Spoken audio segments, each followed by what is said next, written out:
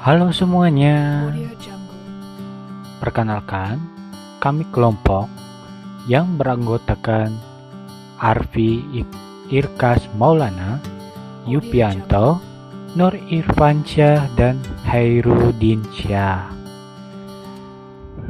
Pengertian dari limbah B3 atau bahan berbahaya dan beracun.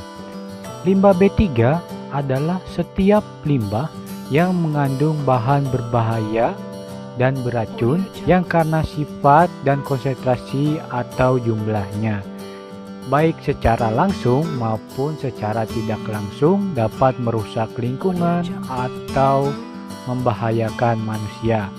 Dampak dari B3 untuk manusia sendiri adalah bisa menyebabkan keracunan maupun bisa menyebabkan kematian. Dalam Peraturan Menteri Lingkungan Hidup dan Kehutanan Republik Indonesia telah memuat macam-macam kategori limbah bahan berbahaya dan beracun dan limbah non-bahan berbahaya dan beracun. Limbah B3 berdasarkan jenis buangan. 1. Yaitu radioaktif. Yang kedua, bahan kimia. Ketiga, bahan yang bersifat biologis. 4. Bahan yang mudah terbakar. Dan yang kelima, bahan yang mudah meledak. Dalam suatu industri, limbah berupa gas, cairan maupun padat umumnya termasuk kategori atau dengan sifat limbah B3 beracun. Limbah bahan berbahaya dan beracun yang sangat ditakuti adalah limbah dari industri kimia. Limbah dari industri kimia pada umumnya mengandung berbagai macam unsur logam yang mempunyai sifat akumulatif dan beracun sehingga berbahaya bagi kesehatan manusia. Limbah pertanian yang paling utama ialah pestisida dan pupuk. Untuk mengelola limbah B3 ada berbagai macam tahapan yang harus dilalui. Yang pertama yaitu penyimpanan. Penyimpanan merupakan kegiatan penampungan sementara limbah B3 sampai jumlahnya mencukupi untuk diangkut atau diolah. Limbah cair dapat dimasukkan ke dalam drum dan disimpan dalam gudang yang terlindungi dari panas dan hujan. Sedangkan limbah B3 berbentuk padat atau lumpur dapat disimpan dalam bak penimbun yang dasarnya dilapisi dengan lapisan kedap air. Nah, untuk yang kedua yaitu pengangkutan. Apabila tidak ditangani di tempat, limbah B3 diangkut ke sarana penyimpanan atau pengelolaan akhir dengan menggunakan sarana pengangkutan seperti truk, kereta api, ataupun dengan menggunakan kapal. 3. Yaitu pengelolaan. Nah, limbah B3 memerlukan pengolahan sebelum dibuang ke pembuangan akhir atau didaur ulang, baik secara fisik, kimia, biologis, ataupun pembakaran. Untuk yang keempat itu pembuangan akhir. Pembuangan akhir ke tanah dibedakan atas landfill dan sumur injeksi.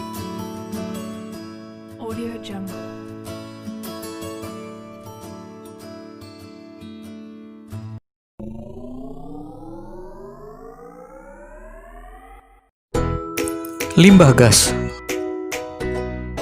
Limbah gas merupakan kehadiran satu atau lebih substansi fisik, kimia, atau biologi di atmosfer dalam jumlah yang dapat membahayakan kesehatan manusia, hewan, dan tumbuhan, mengganggu estetika dan kenyamanan, atau merusak properti. Jadi, di sini saya akan menjelaskan tentang pengelolaan limbah gas yang ada di pabrik pakan ternak. Salah satu masalah lingkungan yang umum ditemui di pabrik pakan ternak adalah emisi berupa kulit ari jagung, bahan baku produksi, gas biogenik CO2, nitrogen oksida, sulfur oksida, dan amonia. Karakteristik limbah ini berukuran mikro ukuran terdiri atas partikel-partikel yang dapat dilihat. Penanganan limbah gas dengan mengontrol emisi gas buang dengan cara pengendalian gas buang seperti debu, nitrogen oksida, dan sulfur oksida, serta dengan menghilangkan materi partikulat dari udara pembuangan. Untuk penanganan limbah ini, kami mendesain alat yaitu biofilter. Cara kerja alat ini yaitu, di dalam biofilter, gas akan dibersihkan dan dialirkan melalui media basah yang akan ditumbuhi mikroorganisme. Dengan demikian, bahan polutan dapat diabsorpsi dan dirombak secara biologis, sehingga menghasilkan udara yang bersih. Keunggulan alat ini yaitu dapat mengoksidasi senyawa organik atau anorganik. Konsumsi energi listrik lebih rendah, tahan terhadap fluktuasi, dan ramah lingkungan. Sistem pertanian terintegrasi atau simantri berorientasi pada usaha pertanian dan peternakan tanpa limbah atau zero waste dengan menghasilkan 4F, food, feed, fertilizer, dan fuel. Kegiatan utamanya adalah integrasi budidaya tanaman dan ternak. Limbah tanaman diolah untuk pakan ternak dan cadangan pakan pada musim kemarau. Selain itu, limbah pada ternak atau feses diolah menjadi biogas atau pupuk organik. Pengolahan biogas. Kotoran ternak sapi atau feses sapi bisa dimanfaatkan sebagai biogas. Biogas merupakan penguraian kotoran hewan oleh mikroorganisme. Unsur-unsur gas yang terbentuk dari penguraian tersebut adalah karbon dioksida 30-40%, hidrogen 1-5%, metana 50-70%, uap air 0,3%, nitrogen 1-2%, dan hidrogen sulfat sebagai endapan. Gas metana sebagai unsur terbesar dapat dimanfaatkan untuk memasak dan pemanas atau brooding. Hal yang paling penting alat yang paling penting dari instalasi biogas adalah digester yang berfungsi untuk menampung gas metan hasil proses bahan-bahan organik oleh bakteri. Jenis digester yang paling baik digunakan adalah model continuous feeding, di mana pengisian bahan organiknya dilakukan secara berlangsung atau berkelanjutan setiap hari. Berikut adalah skema pengolahan biogas. Pertama-tama, kotoran sapi atau feses sapi ditampung pada bak pengaduk. Dari bak pengaduk, feses sapi dialirkan ke tangki digester.